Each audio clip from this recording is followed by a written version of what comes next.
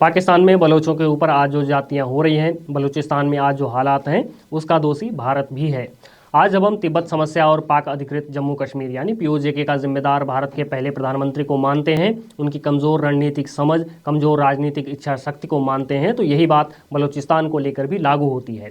साल 1947 में जब भारत का विभाजन हुआ तो बलूचिस्तान ने कहा था कि वह भारत का हिस्सा बनना चाहता है। वह चाहता है कि उसका विलय भारत में हो। उस वक्त तक बलूचिस्तान एक आज़ाद प्रांत हुआ करता था।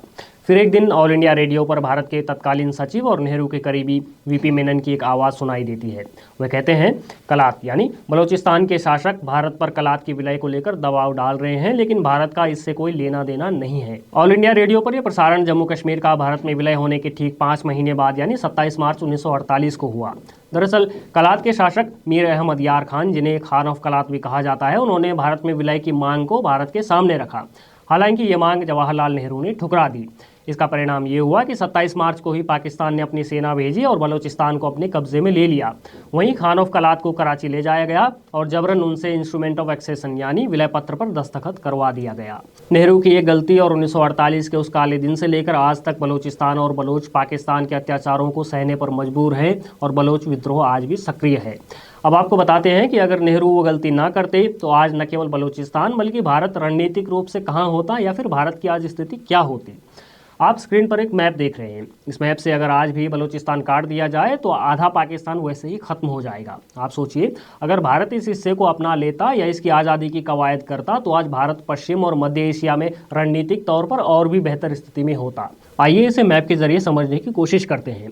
आज भारत को अफगानिस्तान या फिर मध्य एशिया के देशों मसलन Turkmenistan, Uzbekistan, Tajikistan, Kazakhstan, Kyrgyzstan में जाने के लिए ईरान से होकर गुजरना पड़ रहा है। ठीक उसी तरह जिस तरह हम जम्मू कश्मीर के उस हिस्से जिस हिस्से पर पाकिस्तान का कब्जा है, उसी हिस्से से तजाकिस्तान होते हुए पूरे मध्य एशिया में जाते, यानी हमारे पास मध्य एशिया में जाने का डायरेक्ट एक्सेस होता। 1948 में भारत के पास एक मौका आया था जब वह न केवल पूरे मध्य एशिया बल्कि यूरोप तक ज़मीनी रास्ते से होकर जा सकता था, वो भी बिना किसी अड़चन के। लेकिन हमारे देश के पहले प्रधानमंत्री की एक गलती ने सभी रणनीतिक पहलुओं पर मिट्टी पलीत दी।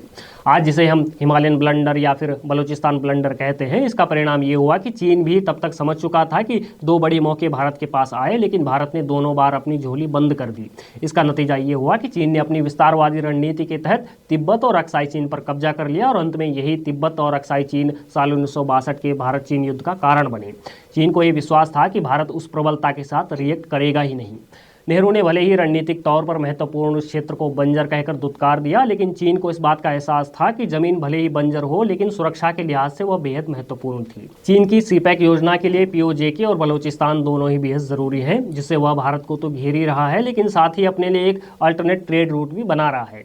आज जब चीन की दखलंदाजी गिलगिट बाल्टिस्तान से शुरू होकर पीओजे के पाकिस्तान, बलूचिस्तान और ग्वादर होते हुए अरब सागर और हिंद महासागर में जाकर खत्म होती है, तो समझ में आता है कि आज़ाद भारत के पहले प्रधानमंत्री, जिनके हाथों में ब्रितानी हुकूमत ने भारत की दिशा तय करने की बागडोर थमा दी थी, जिन हाथों ने तय करना था कि भारत का भविष्य कितना उज्जवल होगा, जिन हाथों ने तय करना था कि देश उन स्वतंत्रता सेनानियों के बलिदानों का ऋण कैसे चुकाए, वो हाथ बेहद अयोग्य थे, बेहद सीमित थे, बेहद कमज़ोर थे।